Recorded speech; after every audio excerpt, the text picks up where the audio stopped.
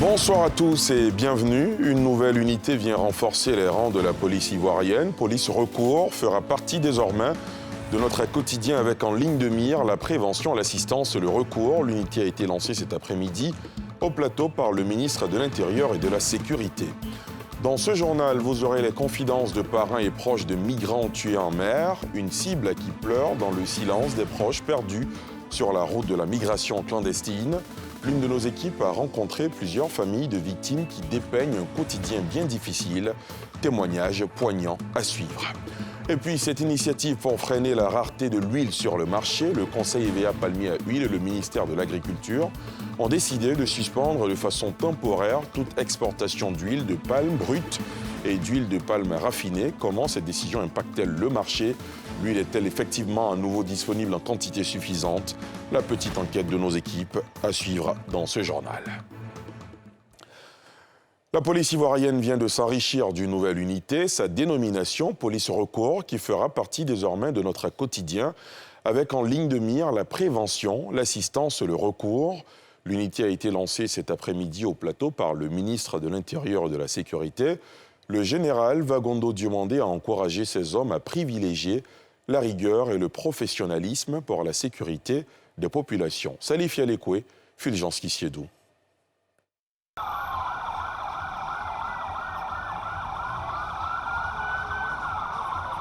Du nouveau au sein de la police nationale. Une nouvelle unité voit le jour. Police Recours a été lancée au plateau, place Sorbonne, par le ministre de l'Intérieur et de la Sécurité, Vagondo Diomandé. Chers collaborateurs, vous êtes aujourd'hui dans la position d'ambassadeur d'une nouvelle approche de la sécurité ivoirienne, d'un nouveau concept de la sécurité. Vous serez déployés à des endroits stratégiques.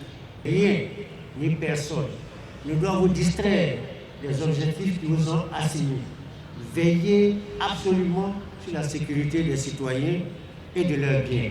Pour sa part, le directeur général de la police, se félicitant des avancées significatives enregistrées ces dernières années dans le développement de son corps, a rassuré qu'elle jouera sa partition dans la sécurisation des biens et des personnes. Cette unité, à côté des autres forces de défense et de sécurité, aura pour mission la prévention, l'assistance et le secours. Je voudrais prendre l'engagement solennel que la police nationale jouera toujours sa partition dans la protection des personnes, des biens et des institutions de la République. Police Recours, dont les activités débutent à Abidjan avant son déploiement sur toute l'étendue du territoire national, peut être contactée en cas de besoin via le mobile, les réseaux sociaux, notamment Facebook et WhatsApp. L'aéroport international Félix Houphouët-Boigny d'Abidjan, emblématique porte d'entrée en Côte d'Ivoire, aura un nouveau souffle.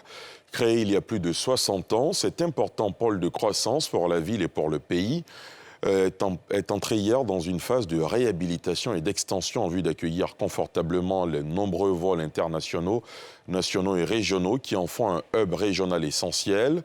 Les travaux ont officiellement été lancés hier par le Premier ministre ivoirien, Patrick Achi. C'était en présence de Pierre Di-Pomelin et Fulgence Kissiedou. L'aéroport Félix Houphouët-Boigny poursuit son développement. Après les 2 premières phases, voici lancée la 3e phase des travaux d'extension par le chef du gouvernement Patrick Achi. Cette extension de la modernisation de l'aéroport va permettre d'accroître le nombre de voyageurs. L'objectif visé étant de 5 millions de passagers par an à l'issue des travaux. Moderniser et étendre notre aéroport, c'est permettre à l'aérien d'accélérer encore l'extraordinaire dynamique de la croissance ivoirienne, dont la moyenne de long terme est au-delà des 7%, en accueillant toujours plus et mieux nos amis investisseurs, entrepreneurs et touristes. Moderniser et étendre notre aéroport, c'est renforcer ce hub central de l'Afrique de l'Ouest vers les marchés de référence que sont les 130 millions d'habitants francophones de l'UEMOA et les 400 millions de la CEDEAO. Moderniser et étendre notre aéroport, c'est enfin permettre demain à nos compagnies nationales de prendre leur envol. Coût de réalisation des travaux, 130 millions de francs CFA. Pour Bruno Le Maire, ministre français de l'économie, des finances et de la souveraineté industrielle et numérique, ce projet est symbole de la bonne santé économique du pays. C'est un projet, je l'ai dit, stratégique, qui va permettre à terme de doubler la capacité d'accueil de l'aéroport, qui va passer de 2,5 à 5 millions de voyageurs par an. C'est un grand projet en termes d'infrastructure. C'est aussi un grand projet économique et politique, car ce projet va placer la Côte d'Ivoire comme le hub principal international en Afrique de l'Ouest. Pour le ministre des Transports, Amadou Koné, au-delà de ces travaux d'extension, il existe une vision plus globale d'amélioration de la mobilité dans la ville d'Abidjan. Il comprend la construction de 2 aérogares lagunaires à Cocody et Port-Bouët pour décongestionner le boulevard Valéry Giscard d'Estaing. Ainsi, les habitants d'Abidjan Nord auront la possibilité de remplir les formalités de voyage à Cocody et atteindre l'aéroport par la lagune. La 3e phase des travaux d'extension de l'aéroport international Félix Houphouët-Boigny suit son cours jusqu'en 2026. Ces dernières semaines, l'huile se fait rare dans nos marchés. Selon le gouvernement, ce phénomène est lié à l'action de commerçants véreux. Une initiative vient donc de voir le jour pour freiner la rareté du produit sur le marché. Le Conseil EVA palmier à huile et le ministère de l'Agriculture ont décidé de suspendre de façon temporaire toute exportation d'huile de palme brute et d'huile de palme raffinée. Comment ces décisions impactent-elles le marché ? L'huile est-elle effectivement à nouveau disponible en quantité suffisante ? Les éléments de réponse dans cette petite enquête menée par Nadia Edja et Joseph Zécré. À titre conservatoire et pour garantir l'approvisionnement du marché local, toutes les exportations d'huile de palme et d'huile de palme raffinée sont temporairement suspendues. Cette décision commune du Conseil EVA palmier à huile et du ministère de l'Agriculture et du Développement rural est l'une des solutions trouvées pour freiner la pénurie d'huile constatée il y a plusieurs semaines sur le marché. Dans ce supermarché, on sent déjà les retombées de cette décision. 2 à 3 jours seulement que ça a commencé à venir un peu sur le marché. On est beaucoup soulagés. Le matin, ici, tu as eu même 50 cartons dessus le soir. Pratiquement, les gens viennent ramasser. Et puis, ça nous permet d'augmenter nos chiffres d'affaires aussi. Il y a quelques temps qu'on ne trouvait pas d'huile. C'est maintenant qu'on voit qu'il y a un peu qui sort. Non, avant, on ne trouvait pas. Cette cliente a pu se procurer sur place 4 bouteilles de 90 centilitres d'huile à un coût total de 4 800, soit 1 200 francs CFA l'unité, comme plafonné par le gouvernement. Ici, je trouve qu'ils sont moins chers. Parce que dans d'autres coins où moi j'ai vu l'huile, j'ai trouvé dans d'autres coins, ils font à 1250, 1300. Alors qu'eux, ils sont à 1200 francs. Le prix d'achat, c'est un peu élevé. Mais puis l'État a demandé de fixer des prix homologués. Donc, on sait de faire avec. On sait de comment ça s'appelle à satisfaire un peu nos clientèles, c'est un peu difficile. Pourtant, chez les tenanciers de boutiques de quartier et vendeuses au marché, la situation reste inchangée. S'approvisionner en huile reste jusqu'à ce jour un parcours hasardeux. Difficile dans ces conditions de vendre au prix homologué. Les prix ne font que changer. Ça baisse, ça augmente, ça baisse, ça augmente. Donc, nous-mêmes avant, on prenait beaucoup. Maintenant, même là, pour s'en procurer, c'est très difficile, quoi. Souvent, ça manque. Souvent aussi, bon, ça vient bon.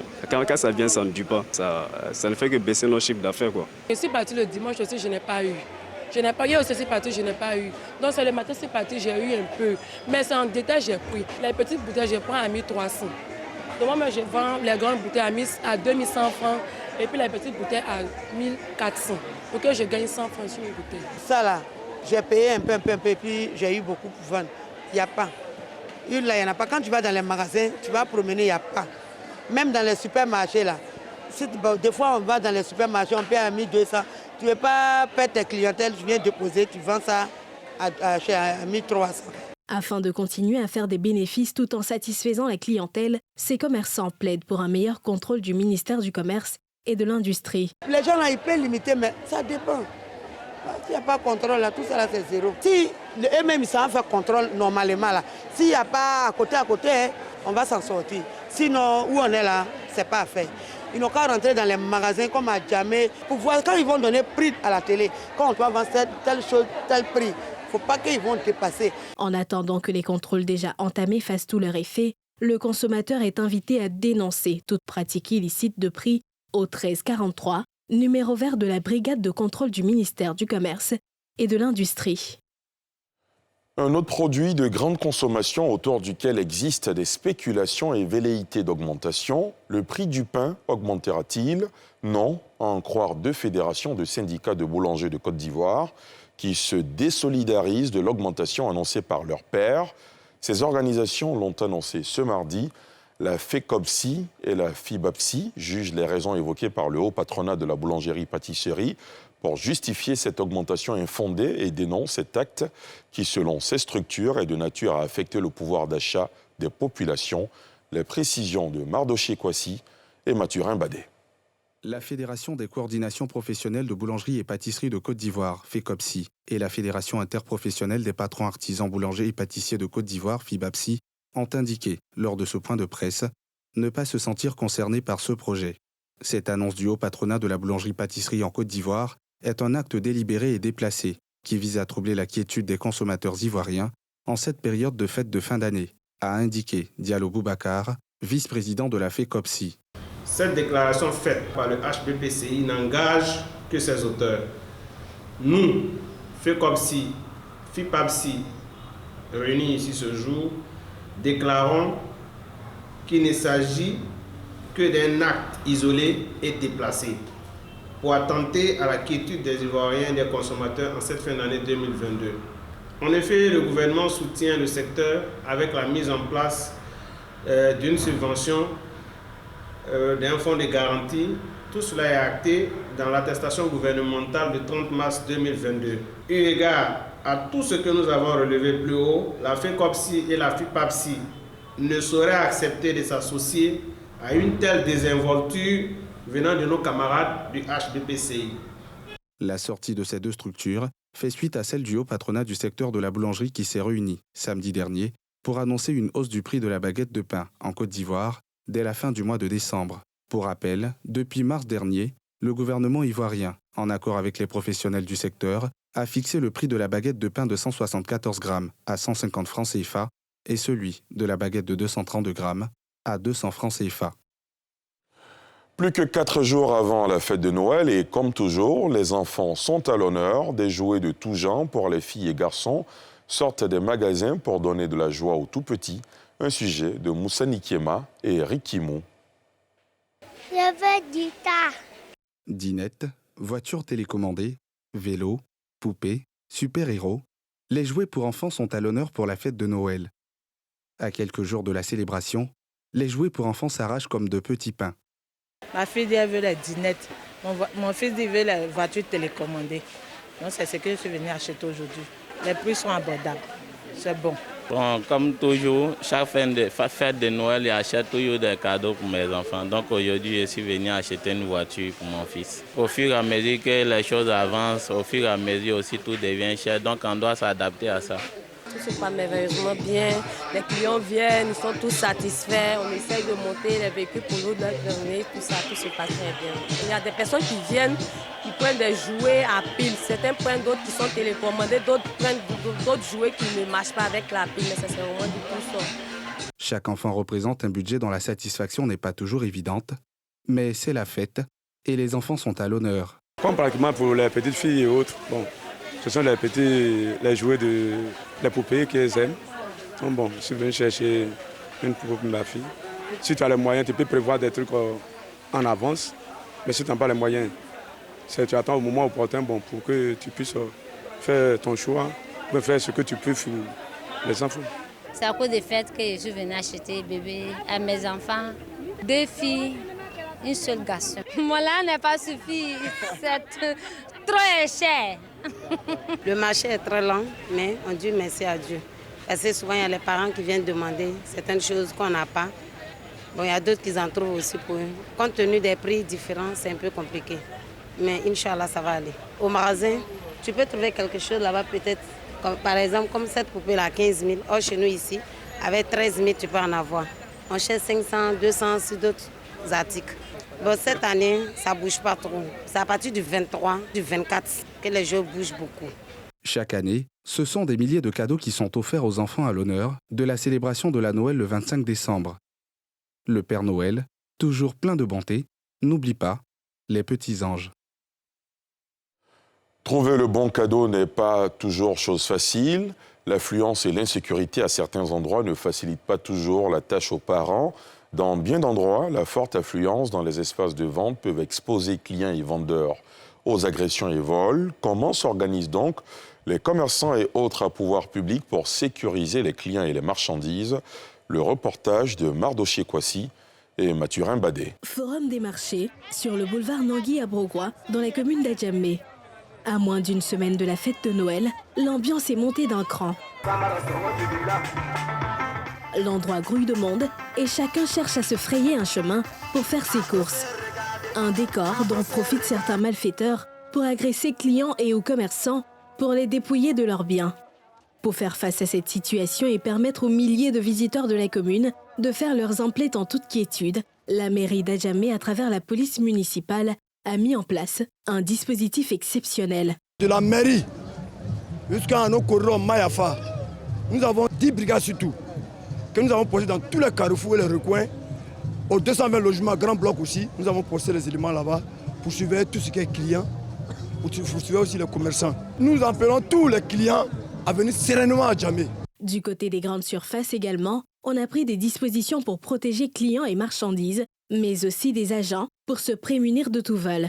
Nous avons ajouté encore au moins 10 personnes sur l'effectif pour pouvoir contenir la foule au sein même du magasin. Nous avons mis un système de protection par rapport aux clients, aux marchandises et au personnel aussi. Des dispositions publiques et privées qui ont permis d'améliorer considérablement la sécurité, au dire de quelques clients venus faire leurs courses pour les fêtes de fin d'année. Quand on regarde les années passées, on voit que cette année ça va. Il n'y a pas trop de vols, la sécurité ça va, parce qu'on voit les policiers un peu partout, donc on les volait aussi un peu. Cette année, ça va parce que les années suivantes, il y avait les vols, mais cette année, en tout cas, depuis nous sommes en train de se promener, il n'y a rien. Rien à signaler pour le moment, quoi. Il y a la sécurité, les gens de la mairie sont là, la police aussi est là. En tout cas, tout est en sécurité. La commune d'Adjamé est une commune commerciale par excellence. En cette période de veille de fête de fin d'année, elle reçoit des milliers de personnes venues de tout le territoire ivoirien et même de la sous-région pour effectuer des achats. Des populations qui ne demandent qu'à faire en toute quiétude leurs emplettes.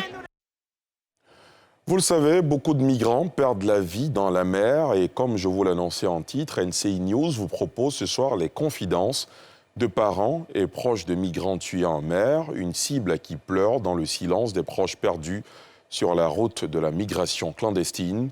L'une de nos équipes a rencontré plusieurs familles de victimes qui dépeignent un quotidien bien difficile dans l'intimité de veuves et orphelins de migrants tués en mer. Un reportage émouvant de Thiemé Dandje et Philémon Bobi. Yopou Gonsable. 2 mois après son veuvage, c'est ici que Dame Fatoumata a pris ses quartiers.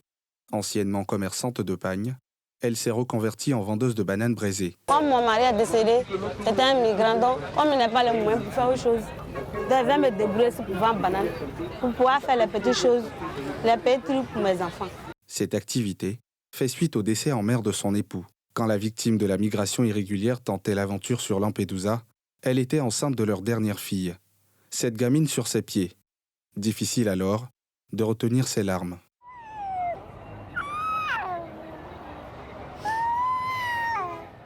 Comment sa vie a-t-elle basculé au point de perdre son commerce de pagne et se retrouver à vendre des bananes braisées en bordure de rue? Un jour, il m'a appelé pour me dire qu'on n'a qu'à envoyer l'argent, que lui va traverser l'eau. Moi, je dis, mais moi, je n'ai pas les moyens pour t'envoyer l'argent. Moi, il a fait quoi? Il m'a dit de prendre crédit. Moi, il a demandé crédit aux gens, il y a d'autres qui m'ont donné. C'est 1 500 000 envoyé. C'est quand on a fait partir l'argent que le monsieur qui est là-bas, il a dit que mon mari n'est pas rentré. À Bobo-Belleville, une autre famille de migrants décédés en mer. Cette septuagénaire et ses 2 petits-fils. Tous pleurent celui qui était le pilier de la famille. Avec lui, 3 autres membres de la famille ont péri lors du voyage périlleux vers l'Eldorado européen.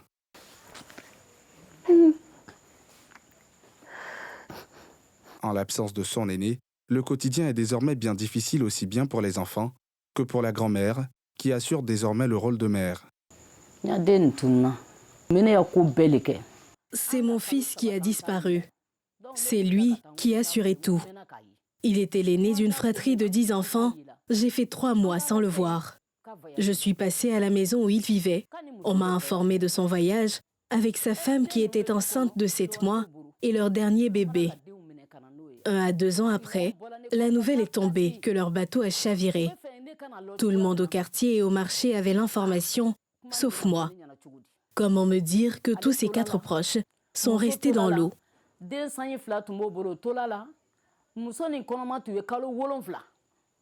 Yopougon Kouté, base de cet ex-migrant.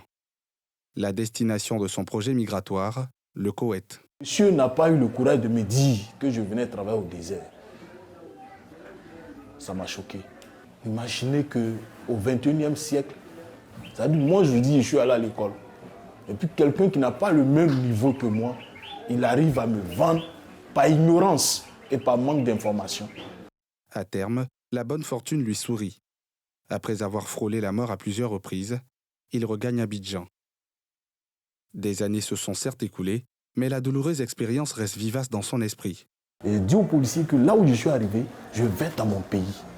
Il dit ton pays c'est où? Il dit Côte d'Ivoire. Il dit non. Lui ne connaît pas Côte d'Ivoire. Il dit Sarlahadj. Il dit je viens du pays de Droba. Il m'a dit Droba. En tabula, ça va, Droba. Vous venez du même pays. Il dit Kalas. Allez, euro. Et puis il m'a fait sortir. Pour mettre son amère expérience à profit, il crée une association de lutte. Son combat, mettre en lumière une cible vulnérable à l'agonie dans le silence. La migration est en train de tuer des jeunes dans le silence. Mais il y a aussi des personnes qu'on ne parle pas d'eux. Des familles, des migrants disparus. On ne parle pas d'eux. Ces mamans sont en train de mourir dans le silence. Ces papas meurent dans le silence. Et même les orphelins qu'ils ont laissés, des veuves. Comme lui, ses proches de migrants tués en mer, désormais dans la solitude et le dénuement, tournent le regard vers la ministre d'État, en charge des Affaires étrangères, et la ministre de la Solidarité, appelée à leur voler au secours. Il est parti avec ma maman, je ne les ai plus vus. Tous les deux me manquent. Je me sens seule. C'est dur pour moi. Nous n'avons rien. Vous voyez ici. Nous avons besoin d'aide. Cet enfant, on l'a retiré de sa classe de CE2 pour le mettre à l'école franco-arabe. Ça fait 45 000. On n'a même pas encore payé. On veut qu'il y ait la lumière sur ces personnes. Même si c'est l'argent, ça ne peut pas faire revenir leurs enfants.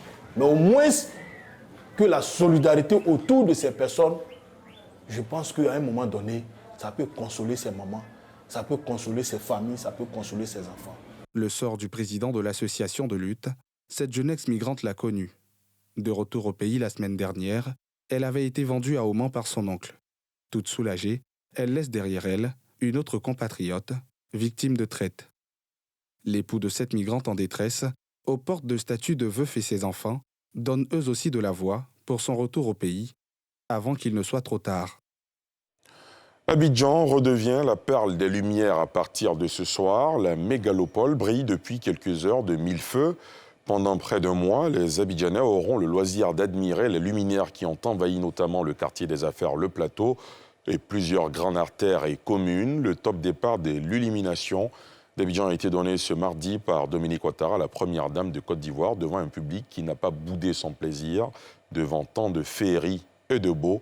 Je vous propose d'écouter la première dame de Côte d'Ivoire. Depuis 11 ans, nous offrons chaque fin d'année de la gaieté et de la joie aux populations par le biais de magnifiques illuminations qui scintillent sur les principales artères de notre belle ville d'Abidjan. Cet événement est devenu au fil du temps un rendez-vous très attendu de tous les Ivoiriens. En effet, grâce aux illuminations, la magie des fêtes de fin d'année prend tout son sens dans le cœur et dans l'esprit des petits et des grands.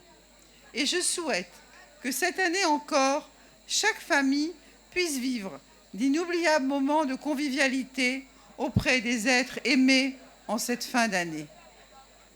À cet effet, je voudrais remercier Monsieur le ministre-gouverneur Robert Begré-Mambé qui organise ce bel événement avec brio et je voudrais l'en féliciter vivement.